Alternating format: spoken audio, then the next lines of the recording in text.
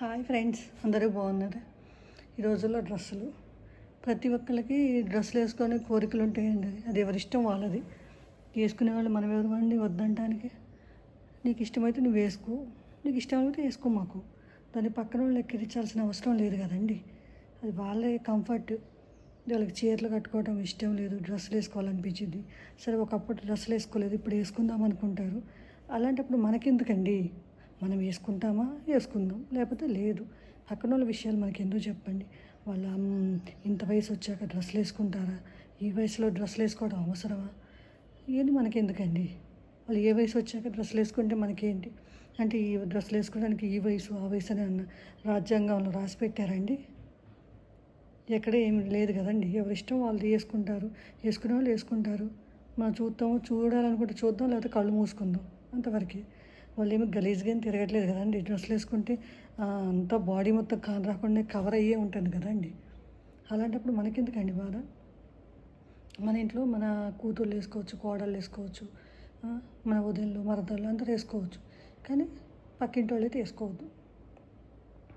వాళ్ళు వేసుకుంటే మనకి జలస్. అంత జలస్ ఎందుకండి మనకి? వాళ్ళు ఏం పాపం చేసుకున్నారు పాపం? వాళ్ళకి కోరికలు ఉంటాయి కదా, ఇట్లా వేసుకోవాలి, అట్లా ఉండాలని. వాళ్ళు ఎంజాయ్ చేయాలని అనుకుంటారు కదా. ఒక వయసులో చేశారో చేయలేదు, ఇప్పుడు చేద్దాం అనుకుంటున్నారు.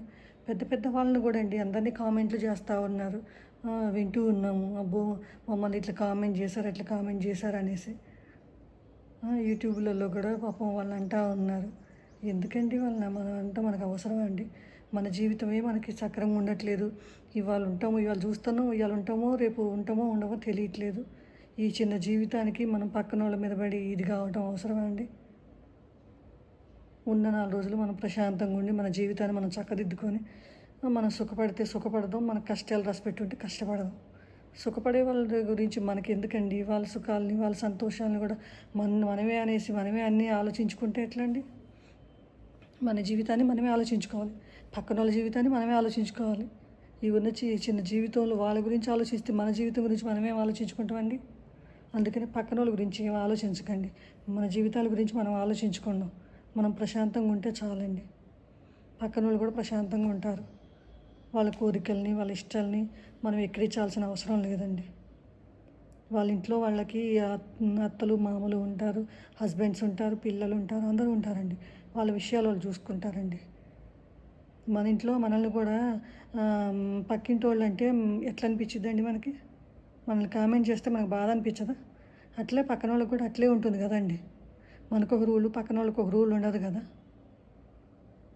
మీకు చేత అయితే వాళ్ళకి సంతోషాన్ని పంచండి, లేకపోతే లేదు. అంతేగాని పక్కన వాళ్ళని వాళ్ళు బాధపడుతూ ఉంటే చూస్తూ ఉందామనేసి అనుకోవద్దండి.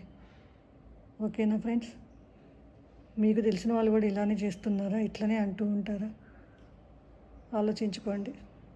నాకు ఒక లైక్ కొట్టి షేర్ చేసి సబ్స్క్రైబ్ చేయండి. Bye friends.